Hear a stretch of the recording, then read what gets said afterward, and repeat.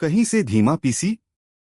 क्या आप जानते हैं कि कल आपका पीसी सामान्य था और आज वह ईंट जैसा दिखता है? यह कोई जादू नहीं है, इसके पीछे हमेशा कोई न कोई कारण होता है। अधिकांश समय यह कुछ संयोजन होता है, बैकग्राउंड प्रोग्राम सब कुछ खत्म कर देता है, डिस्क पूरी तरह भरी हुई है या 100% उपयोग पर है, अपडेट छिपा हुआ चल रहा है, वायरस या यहाँ तक कि कुछ भाग विफल होना शुरू हो रहा है। यहाँ विचार सरल है, आप मेरे साथ एक प्रकार की चेकलिस्ट का पालन करेंगे। प्रत्येक चरण में हम एक संभावित कारण को तब तक समाप्त करते हैं जब तक हमें पता नहीं चल जाता कि विंडोज किस कारण से धीमी हो रही है। पहला त्वरित परीक्षण, क्या यह सिर्फ एक अस्थायी दुर्घटना है? इससे पहले कि आप हर चीज में गड़बड़ करना शुरू करें, वे बुनियादी काम करें जिन्हें बहुत से लोग छोड़ देते हैं। जितने भी प्रोग्राम आप कर सकते हैं उन्हें बंद कर दें। जो महत्वपूर्ण है उसे सहेजें। स्टार्ट मेनू के माध्यम से पीसी को पुनरारंभ करें, केवल नोटबुक का ढक्कन बंद न करें। इसे वापस चालू करने के बाद ध्यान दें, क्या यह केवल किसी विशिष्ट प्रोग्राम को खोलने पर ही धीमा होता है, या जब पासवर्ड दर्ज करने की बात आती है तो क्या यह शुरू से ही धीमा है? यदि यह केवल एक प्रोग्राम है तो समस्या संभवतः इसके साथ है। यदि सब कुछ भारी है तो कारण गहरा है और अगले चरणों को जारी रखना उचित है। टास्क मैनेजर को विंडोज एक्सरे के रूप में उपयोग करें। अब देखते हैं कि मशीन के संसाधनों की चोरी कौन कर रहा है। एक टास्क मैनेजर खोलने के लिए Ctrl+Shift+Escape दबाएं। 2. यदि सरल संस्करण दिखाई दे तो अधिक विवरण पर क्लिक करें।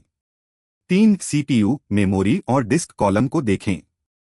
महत्वपूर्ण प्रश्न, क्या हर समय लगभग 100% सीपीयू का उपयोग करने वाला कोई प्रोग्राम सूची के शीर्ष पर है? क्या मेमोरी लगभग हमेशा 90% के करीब होती है? क्या आपके द्वारा कुछ भी खोले बिना भी डिस्क कॉलम 100% पर रहता है? यदि कोई गेम, ब्राउज़र या अन्य ऐप दिखाई देता है जिसे आप पहचानते हैं तो उसे सामान्य रूप से बंद करने का प्रयास करें। यदि यह कुछ ऐसा है जिसका आप उपयोग नहीं करते हैं और यह आपके सिस्टम पर बोझ डाल रहा है तो इसे अनइंस्टॉल करने का समय आ गया है। यदि समस्या सिस्टम में कुछ है जैसे antivirus, Windows update, antimalware service executable, तो इसे किसी भी तरह से अक्षम न करना बेहतर है। पहले अगला चरण देखें, अपडेट, एंटीवायरस और बैकग्राउंड एप्स। पीसी अक्सर कहीं से भी धीमा हो जाता है क्योंकि विंडोज पर्दे के पीछे से अपडेट हो रहा है, एंटीवायरस पूर्ण स्कैन चला रहा है, कुछ cloud program OneDrive, Google drive आदि फाइलों के एक समूह को सिंक कर रहे हैं। क्या करें? यदि आप विंडोज अपडेट सर्विस या कुछ इसी तरह की डिस्क सीपीयू का उपयोग करते हुए देखते हैं तो थोड़ी देर प्रतीक्षा करें, इसे समाप्त होने दें। एंटीवायरस में देखें कि क्या कोई स्कैन चल रहा है और यदि संभव हो तो इसे ऐसे समय के लिए शेड्यूल करें जब आप अपने पीसी का गहन उपयोग न करें। ये क्लाउड ऐप्स आपको सिंकिंग रोकने की अनुमति देते हैं। यदि सब कुछ ठंडा हो रहा है तो रुकें, पीसी का उपयोग करें और फिर से शुरू करें। यदि कुछ समय बाद भी इनमें से कुछ भी कम नहीं होता है तो यह अब केवल एक उबाऊ अद्यतन नहीं है, जांच जारी रखें। डिस्क पूर्ण या 100% उपयोग पर। लगभग पूर्ण डिस्क विंडोज को बहुत भारी बना देती है, खासकर यदि यह अभी भी एक यांत्रिक एचडी है। इसके अलावा इंडेक्सिंग, एंटीवायरस या सिस्टम सेवाओं के कारण डिस्क का 100% उपयोग होना आम बात है। व्यावहारिक कदम, एक फाइल एक्सप्लोरर। यह कंप्यूटर खोलें और देखें कि आपके पास सी ड्राइव पर कितनी खाली जगह है। 2. यदि 15 से 20% से कम मुफ्त है तो साफ करें। रिसाइकल बिन खाली करें। डाउनलोड और वीडियो से बड़ी फाइलें हटाएं जिनकी अब आपको आवश्यकता नहीं है। अस्थायी फाइलों को हटाने के लिए disc cleanup storage sense tool का उपयोग करें। यदि कार्य प्रबंधक लंबे समय तक डिस्क को 100% पर दिखाता है, भले ही कुछ भी खुला न हो, उन प्रोग्रामों को अनइंस्टॉल करें जिनका आप कभी उपयोग नहीं करते।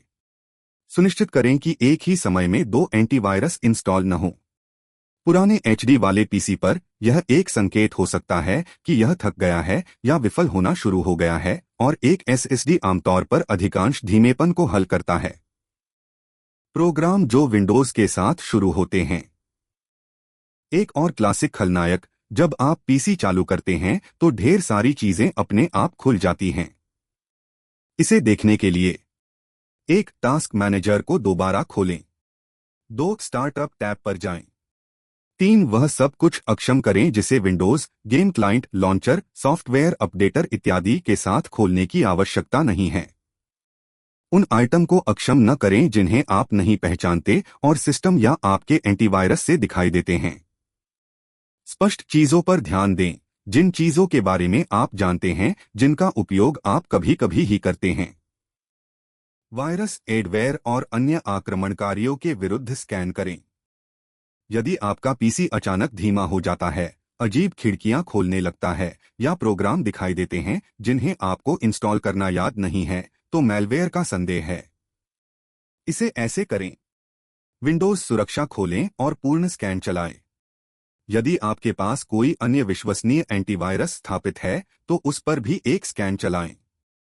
टूलबार, चमत्कारी ऑप्टिमाइजर और हाल ही में सामने आए किसी भी संदिग्ध प्रोग्राम को अनइंस्टॉल करें। इन चीजों को हटाने के बाद पुनः आरंभ करें और देखें कि प्रदर्शन में सुधार होता है या नहीं। गर्मी, धूल और थके हुए हिस्से। नोटबुक का अत्यधिक गर्म होना, पंखे का हमेशा अधिकतम तापमान पर रहना और कीबोर्ड का गर्म होना संकेत है कि प्रोसेसर जलने से बचने के लिए गति कम कर रहा है, जिससे सब कुछ धीमा हो जाता है। तुम कर सकते हो। नोटबुक का उपयोग किसी सख्त सतह, टेबल पर करें, कभी भी बिस्तर या सोफे पर न करें। मुलायम ब्रश या संपीड़ित हवा का उपयोग करके हवा के वेंट को सावधानी पूर्वक साफ करें। यदि डेस्कटॉप पीसी का उपयोग वर्षों से किया जा रहा है तो इसे समझने वाले किसी व्यक्ति द्वारा आंतरिक रूप से साफ करने पर विचार करें। यदि आपका पीसी आराम करने पर भी गर्म और धीमा है तो यह एक चेतावनी है कि यह गहन हार्डवेयर जांच के लायक है। जब यह अपग्रेड करने या मदद मांगने लायक हो। कई बार ऐसा होता है जब आप यह सब कर चुके होते हैं और पीसी को नुकसान होता रहता है। 2 संभावनाएं हैं। हार्डवेयर सीमा, आज आप जो उपयोग करते हैं उसके लिए बहुत कम मेमोरी, बहुत पुराना एचडी या बहुत बुनियादी प्रोसेसर एसएसडी और अधिक रैम में अपग्रेड आमतौर पर पुरानी मशीनों को यथासंभव बदल देता है। अधिक गंभीर समस्या, एचडी से आने वाली अजीब आवाजें, लगातार त्रुटियां, फॉर्मेटिंग के बाद भी क्रैश। इसके अलावा कभी कभी हालिया सिस्टम अपडेट एक बग के साथ आता है जो प्रदर्शन को गिरा देता है।